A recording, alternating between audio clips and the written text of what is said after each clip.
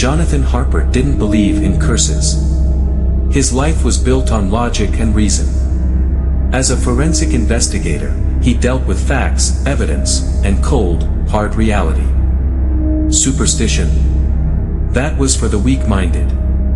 But one letter, arriving late at night, made him question everything. Jonathan. If you're reading this, I'm already gone. Something has taken over the Harper house. It sees you. It knows when you notice it. It wants you to open the basement door. Don't. Richard. Richard Harper was his uncle. A strange old man who had lived alone in the family estate, avoiding the outside world. And now, he was dead. Jonathan checked the address. It was the Harper mansion, his childhood home. The last time he was there was after his parents' tragic deaths. He had vowed never to return. But now, he had no choice.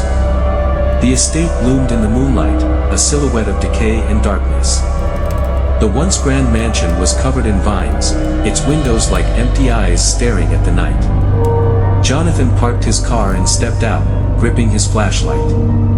He wasn't scared, only unsettled, as if something in the air recognized him. The front door creaked open at his touch.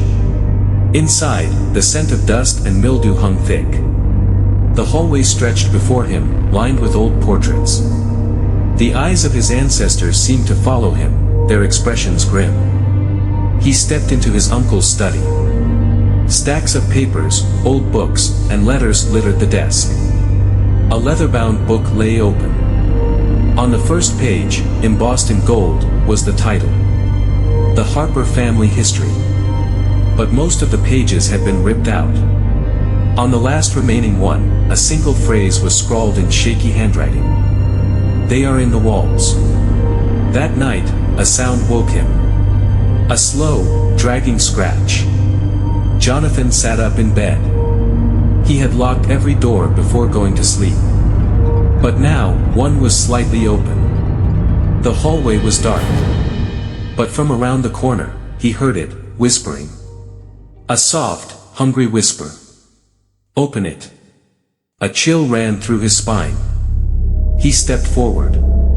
The basement door, the one his uncle had warned him about, was slightly ajar.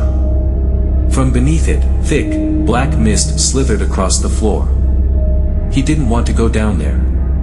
But something moved in the darkness below. Gripping his flashlight, Jonathan pushed the door open. The basement stairs stretched downward, impossibly long. His footsteps echoed, distorted, as if the sound repeated itself a moment too late. At the bottom, a hallway stretched into the blackness. And at the end, a mirror. But the reflection inside wasn't right. It was him, but his mouth was sewn shut with thick black thread. His eyes were staring directly at him. Then, the reflection smiled. Jonathan stumbled backward. Behind him, breathing. He spun around. The stairs were gone. The mirror was shifting. No, not the mirror, something behind it. Something was pressing against the glass, its fingers long and skeletal, reaching. Let us out. Jonathan's breath hitched. And then the walls exhaled.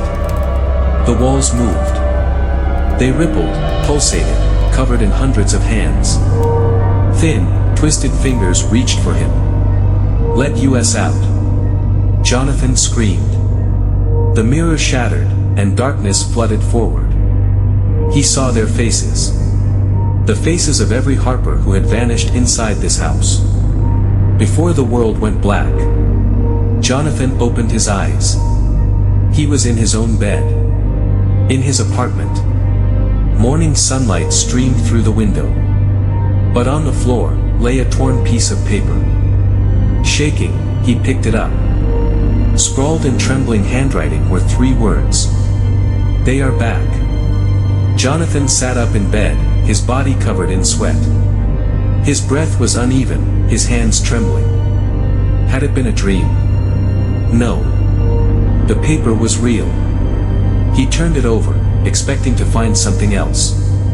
The back was blank, except for 3 deep, parallel scratches across the surface. His heart pounded. Slowly, he lifted his shirt. Across his ribs, in the same pattern, were fresh, red marks. Something had touched him. And then he noticed the mirror. It was the same as always, standing in the corner of his bedroom. But now, the glass was different. It wasn't reflecting his room. It was showing the Harper mansion. The hallway. The basement door. And it was open. A shape moved inside the reflection, tall, thin, unnatural. Jonathan's stomach twisted as the thing crawled into view. It had the same sewn mouth as his reflection in the basement. But now, something worse had happened. Its stitches were loosening. Its lips stretched, the threads barely holding. And then, though its mouth was still closed, a voice came from inside the glass. "You should have never left." Jonathan grabbed the mirror, ready to turn it away, but his own reflection didn't move with him. It was watching him. And then it lifted its hand and pressed one finger against its lips. Shoo. Then, something knocked. Not at his bedroom door. At the inside of the mirror. Jonathan scrambled back, nearly tripping over his bed. The knocking came again, louder this time. The thing behind the glass began to push forward. And then, with a dry, tearing sound, the stitches ripped open. Jonathan turned to run. And crashed straight into the basement door. His bedroom was gone. His apartment was gone. He was back. Inside the Harper mansion. The walls breathed. The air was thick, suffocating. Something moved in the dark. And the whispers returned. "You were never supposed to leave." The basement door swung wide open. And this time, he couldn't run. Jonathan stepped forward, his body moving against his will. The stairs creaked beneath his feet. The deeper he went, the colder the air became. The mirror was still there, cracked now, pulsing as if it were alive. And then, a hand reached out. Not human. Not anymore. Its fingers were too long, its nails black and sharp. The skin stretched too tightly over the bones. And its mouth, stitched shut once again, smiled. Jonathan tried to move, but the air around him thickened, as if the house itself had grabbed him. The thing spoke, without opening its mouth. "You opened the door. Now you are one of us." The walls shuddered. Something massive shifted in the darkness. And behind him, 100 hands reached out. Jonathan screamed as the hands pulled him back. Into the mirror. He thrashed, fought, but the reflection swallowed him whole. His own face stared back at him from the glass. But it wasn't him anymore. His mouth was sewn shut. And as he watched in horror, the last thread tightened. The Harper mansion disappeared. And in his apartment, the mirror stood silent. Waiting. For the next person to open the door. The mirror stood still, its surface smooth and cold. From the outside, it was nothing more than an antique piece of furniture. But Jonathan was inside. He tried to scream, to pound against the glass, but his stitched mouth allowed no sound. His hands, now pale and thin, pressed against the other side, unseen by the outside world. The mansion stretched around him, endless, shifting. Hallways twisted into impossible angles. Doors appeared and disappeared. And somewhere beyond the dark corridors, the others moved, figures trapped just like him, whispering, waiting. But something was different. The mirror was no longer in the Harper mansion. It was somewhere else. Then he saw it, through the distorted glass. A new room. A small apartment. A bed, a window, a desk. A new owner. Emily Carter had never believed in ghosts. She had moved into her new apartment just a few hours ago. The place was old but cozy, filled with antique furniture left behind by the previous tenant. She didn't mind, most of it gave the place character. Except for one thing. The mirror. It stood in the corner of her bedroom, taller than her, with an old wooden frame. Something about it made her uneasy. The glass was darker than it should be, as if it swallowed light instead of reflecting it. She shivered and turned away. She didn't see the faint handprint pressed against the other side. That night, Emily woke to a sound. Tap. Tap. Tap. She blinked, sitting up. The apartment was silent. She glanced at the mirror. Nothing. Just her own reflection in the dim glow of the streetlights. Then she noticed something. Her reflection's hand was raised. But she hadn't moved. Her breath hitched. She slowly lifted her own hand. The reflection did not copy her. Instead, it pressed a finger to its lips. Shoo! Emily's scream died in her throat. Then the lights went out. Inside the mirror, Jonathan watched. He could see Emily, feel her fear. He wanted to warn her, to tell her to run, but the house would not let him. The walls around him shuddered. The air grew thick, heavy. The whispers started again. She sees us. The door will open. She will join us. Jonathan tried to fight. He would not let this happen again. He pressed his hands against the glass, ignoring the pain as the stitches in his mouth tore open. Run, he tried to say. But in the real world, all Emily saw was her reflection smiling. And behind it, hundreds of hands reaching out. Emily's breath came in ragged gasps. The room felt smaller, colder. The mirror was breathing. Then, the whisper came. Open the door. Her eyes darted to her bedroom door. It was slightly open now, though she knew she had closed it before going to bed. Beyond it, darkness. Deep and unnatural. Something moved inside the shadows. She had a choice. 1. Stay in the room, with the mirror. 2. Step into the dark hallway. There was no right answer. But something was coming for her. Jonathan screamed, pounding against the glass. Emily reached for the door handle. The whispers laughed. And as she stepped into the dark, the mirror swallowed her whole. Jonathan watched as her reflection replaced his. His body vanished. His existence erased. The house had a new prisoner. And the mirror remained. Waiting. For the next 1.19. The mirror waits. The apartment was silent.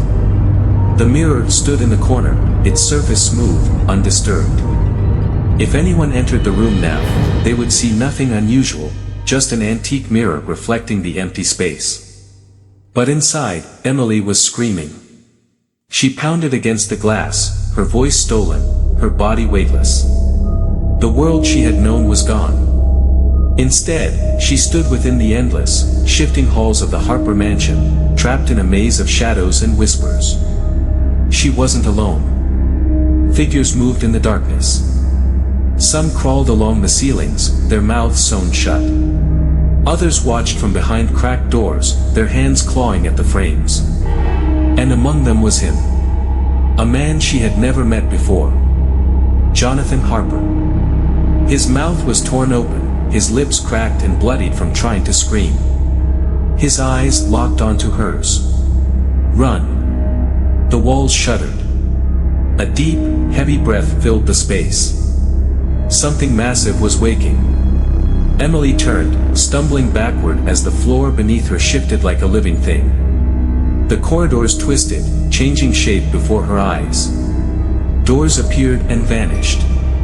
She didn't know where to go. And then, a sound. Not a whisper this time. A slow, deliberate knock. It came from behind a nearby door. A door that hadn't been there seconds ago. Knock. Knock. Knock. Emily's breath hitched. She stepped forward, her fingers hovering over the handle. Jonathan grabbed her wrist. "Don't." His voice was raw, desperate. "That's how it starts. That's how the house takes you." Emily stared at him. "But it already has me," she whispered. The knocking stopped. And then the door opened by itself. Cold air rushed out, swallowing the dim candlelight flickering along the walls. The room beyond was impossibly dark. And then it stepped out. Tall. Wrong. Its limbs were too thin, its head tilted at an unnatural angle. Its eyes were hollow pits, its stitched mouth stretching into a grotesque, broken grin. Jonathan froze. Emily couldn't move. The thing saw them. And then, in a voice that didn't belong to it, it spoke. "You opened the door." The walls lurched. The lights flickered. And everything collapsed into darkness. Emily woke up with a sharp gasp. She was back in her apartment. The morning light streamed through the window. Birds chirped outside. The nightmare was gone. Or so it seemed. Her eyes darted to the mirror. It was still there. Still silent. Still waiting. But now, the reflection was wrong. The room looked the same, but in the mirror, her bedroom door was slightly ajar. And a shadow stood just beyond the frame. Watching. Waiting. Then, in the reflection, her own mouth slowly stitched itself shut. And behind her, the bedroom door creaked open. In another city, miles away, someone new moved into an old apartment. A cozy place. Quiet. A fresh start. And in the corner of the bedroom stood a mirror. Waiting. For the next victim. For the first time in centuries, the house was gone too. A week later, Daniel was packing to leave. He wasn't staying here, not after everything that happened. Emily and Jonathan had explained what they could. The Harper mansion, the curse, the way it had fed on people for generations. But it was over now. Wasn't it? He glanced at the last box on the floor. Something was sticking out from between the flaps. A piece of paper. Frowning, he picked it up. It was old, yellowed, covered in familiar handwriting. Jonathan's uncle. "If you're reading this, the house isn't gone. It only moves. It sees you. It knows when you notice it. It wants you to open the door. Don't." Daniel's breath hitched. From the next room, something knocked. 3 times. Knock. Knock. Knock. The lights flickered. And in the reflection of the window, a new mirror stood in the corner.